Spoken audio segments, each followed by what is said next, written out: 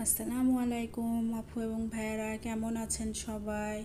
Momos daily ব্লগে আপনাদেরকে স্বাগতম। এখানে আমি দুপুরে রান্নার জন্য 1 কেজি পরিমাণ বড়ি দিয়ে নিয়ে নিচ্ছি। পেঁয়াজ কুচি নিচ্ছি, রসুন কুচি নিচ্ছি, তারপরে ওখানে আদা বাটা, রসুন বাটা নিচ্ছি, পরিমাণ মতো ধনিয়া গুঁড়া, লবণ, এগুলো আমি এক জায়গায় একটা বাটিতে পরিমাণ মতো নিয়ে নিচ্ছি। এখানে আমি ফ্রাই প্যানটা গরম করে নিচ্ছি। ফ্রাই প্যানটা গরম করার পরে আমি এখানে পরিমাণ মতো তেল দিব।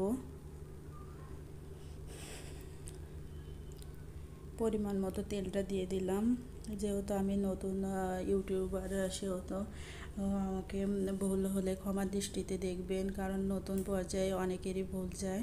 সেহেতু আমাকে ক্ষমা করে দিবেন এবং আমার পাশে থাকবেন, সাপোর্ট করবেন, সবাই আমাকে সাপোর্ট করবেন। এখানে আমি তেলের ভিতরে পেঁয়াজগুলো দিয়ে দিচ্ছি। পেঁয়াজগুলো ভালোভাবে ভেজে নিব। পেঁয়াজগুলো ভালোভাবে ভেজে নেওয়ার পরে একে একে আমি মশলাগুলো দিয়ে দিব। এখানে আমি পেঁয়াজগুলো ভালোভাবে ভেজে নিচ্ছি। পেঁয়াজগুলো ভালোভাবে ভেজে নেওয়া হয়েছে। এখানে আমি দারুচিনি, বড় এলাচ, ছোটো এলাচ দিয়ে দিচ্ছি পেঁয়াজের ভিতরে। এগুলো দিয়ে আমি একটু নেড়ে চেড়ে নেব।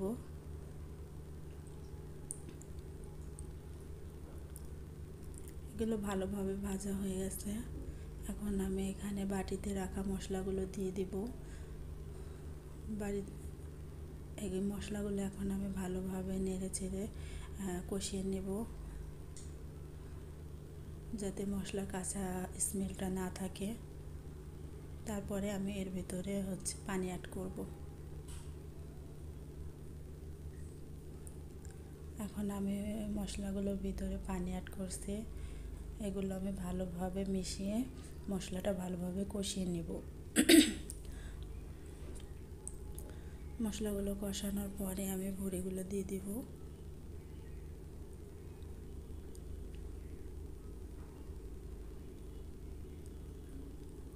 সবাই তো আর সব কিছু শিখে আসে না। আমিও আস্তে আস্তে সব কিছু শিখে যাব। আমার পাশে থাকবেন, সাপোর্ট করবেন সবাই। এখানে মশলাটা ভালোভাবে আমি কষিয়ে নিচ্ছি। এখন আমি বড়িগুলো দিয়ে দিব।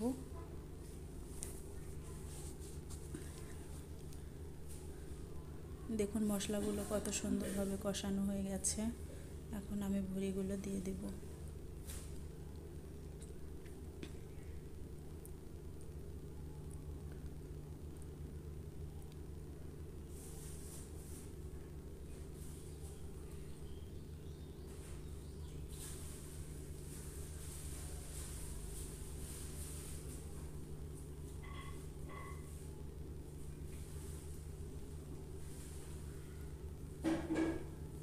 এখন আমি বড়িগুলো দিয়ে দিচ্ছি।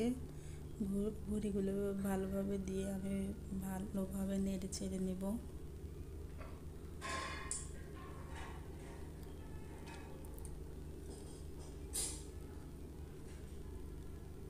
এখন আমি বড়িগুলো ভালোভাবে নেড়ে চেড়ে নিচ্ছি।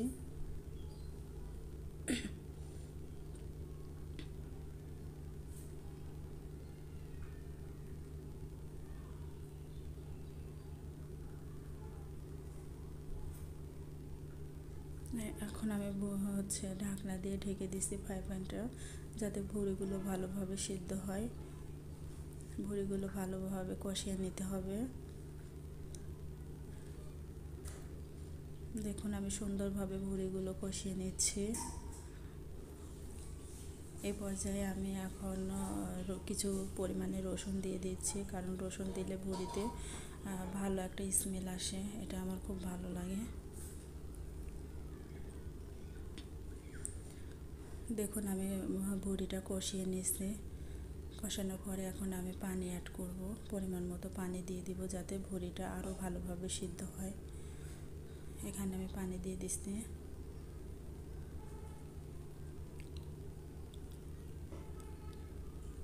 পানিটা দেওয়ার পরে দেখুন এখন আমি আগে ভেজে রাখছিলাম মশলা, সাদা ফল, দারুচিনি, এলাচ, এগুলো আমি ভেজে রাখছিলাম, পাটায় বেটে নিচ্ছি। এগুলো আমি এখন নামানোর আগ মুহূর্তে এখন দিয়ে দিচ্ছি।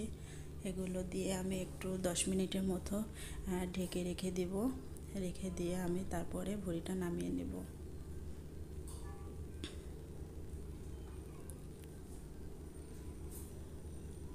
10 মিনিটের জন্য আমি বড়িটা রেখে দিয়েছি। এখন আমার বড়িটা হয়ে গেছে,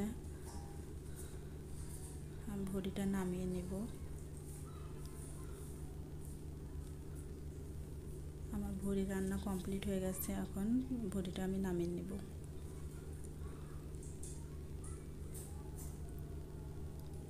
দেখুন আমার বড়িটা নামিয়ে নিয়েছি, কতটা ইয়ামি হয়েছে, অনেক সুন্দর হয়েছে।